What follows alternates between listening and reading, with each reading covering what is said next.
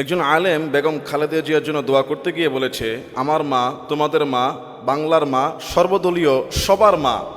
এভাবে সকলের মা বানিয়ে দেওয়া কি একজনকে জায়েজ আছে? মুসলমানদের মা কয়জন?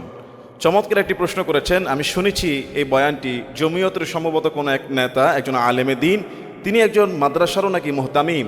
তিনি এক দোয়া অনুষ্ঠানে দোয়া করতে গিয়ে বলেছে যে আমার মা, তোমার মা, বাংলার মা, সমস্ত মানুষের মা, সর্বদলীয় রাজনৈতিক সবার মা। আরেকটু হলে আমি ভয়ে পেয়ে যাচ্ছিলাম, না জানি বলেই ফেলতো যে মা হাওয়া আলাইসাল্লাম এরকম কোনো মা বানিয়ে ফেলতো কিনা। আবার দেখুন আমাদের মা কয়জন। আসলে এভাবে কাউকে সর্বদলীয় মা সম্বোধন করা ঠিক আছে কিনা। দেখেন, কোনো মুরব্বীদেরকে মায়ের সমতুল্য মা মনে করে সম্মান করা যেতে পারে, কিন্তু যেভাবে একেবারেই মায়ের উপর মা মা মা লাগিয়ে দিল, যেন মায়ের থেকে মাসির দরদ বেশি।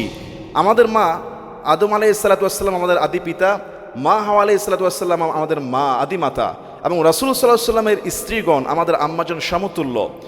এছাড়া দেখুন, বেগম খালেদা জিয়া, আল্লাহ তাআলা ওনাকে শিফা, সুস্থতা, হায়াত দারাজ করুক, উনি সম্মানিত ব্যক্তি, এতে কোনো সন্দেহ নাই।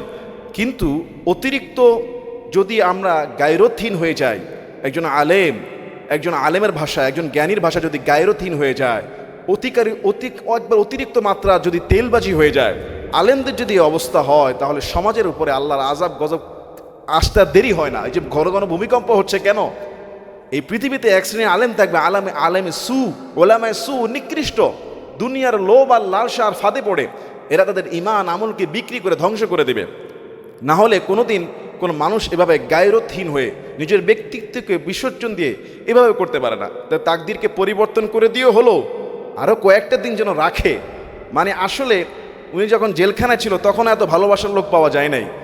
6টা বছর উনি কষ্ট করেছেন, তখনও যদি এরকম কিছু প্রতিবাদ করতো, আজকে বর্তমান যে চাটুকারদেরকে দেখা যাচ্ছে, কেউ কিডনি দিয়ে দিচ্ছে, কেউ হায়াত দিয়ে দিচ্ছে, কেউ তার অসুস্থ বাচ্চার টাকা চুরি করে ওই টাকা খরচ করে এবার কেড়ে চলে আসতেছে। মানে যত পাগলের কারখানা বাংলাদেশে। এখন সবচাইতে উপকারী ইসলামের নিয়ম অনুযায়ী তার জন্য দোয়া করা, আল্লাহ তাকে শিফা, সুস্থ দান করুক। তার জন্য কোরআন তেলাওয়াত পড়ে আল্লাহ এই উসিলায় ক্ষমা চাওয়া, নেক হায়াত চাওয়া, হায়াত না থাকলে ঈমানের সাথে আল্লাহ কবুল করা। মানে এমন একটা অবস্থা আমাদের কিছু কিছু আলেমদের মধ্যে দেখা যাচ্ছে যে এরা মানে এমন অবস্থা, অন্ধ হয়ে পড়েছে। দুনিয়ার ক্ষমতা, দুনিয়ার লোভ, দুনিয়ার লালসা। এই পৃথিবীতে, বাংলাদেশে এমন সুযোগ আর কখনো আসবে না। আলেম ওলামাদের যে ঐক্য হওয়ার যে সুযোগ, যে সম্মিলিতভাবে দেশকে সেবা দেওয়ার যে সুযোগ, এমন সুযোগ আর আসবে না। কিন্তু যুগে যুগে আব্দুল্লাহ ইবনে ওবাইদের উত্তরসূরিরা এই ইসলামকে সবচেয়ে বেশি ক্ষতি করেছে। সাধারণ মানুষের চেয়ে অনেক আলেমরা বিক্রি হয়ে গিয়ে বেশি ক্ষতি করেছে। আমি দোয়া করি আল্লাহ তাআলা আমাদের প্রত্যেক আলেমকে ক্ষমা করে দিন, আমাদের অন্তরে ভালোবাসা পয়দা করুন, আমাদেরকে ঐক্যবদ্ধ হওয়ার তৌফিক দান করুন। এর আগে আমরা শুনতাম জাতির পিতার কথা, এর আগে শুনতাম আপার কথা, এর আগে তো কওমজননী বলা হয়েছে। আগে বলা হতো কওমজননী, আর এখন মা মামা শুরু করে দিয়েছে, পুরা গোটা উম্মাহের মা বানিয়ে ফেলেছে। আজকে তো এটা বানিয়েছে, আরেকদিন বানায় ফেলবে মুসলিম জাতির মা। নাউযুবিল্লাহি মিন যালিক। মুসলমানদের মা, আপনার জন্মদাত্রী মা, রাসূল সাল্লাল্লাহু আলাইহি ওয়াসাল্লামের স্ত্রীরা আম্মাজানের সম্মান, এবং হাওয়া আলাইহিস সালাম আমাদের মা, আপনাকে জন্ম দিয়েছেন, তিনি আপনার মা। এছাড়া অন্যান্য এত মা, এত আবেগ, এত ভালোবাসা, এত তেলবাজি, এত গায়রুতিন, এত চাটুকারিতার দরকার নাই। দোয়া করেন, সাহায্য করেন, ক্ষমা চান, হায়াত চান, এগুলো ঠিক আছে।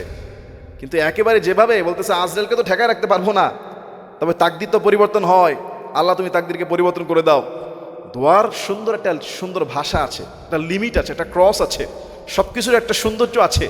আল্লাহ তাআলা আমাদের প্রত্যেক আলেমদেরকে হেদায়েত দান করুন, মিলেমিশে চলার তৌফিক দান করুন। বাংলাদেশের জনগণের খেদমতের যে সুযোগ এসেছে, এই খেদমতটা করার তৌফিক দান করুন।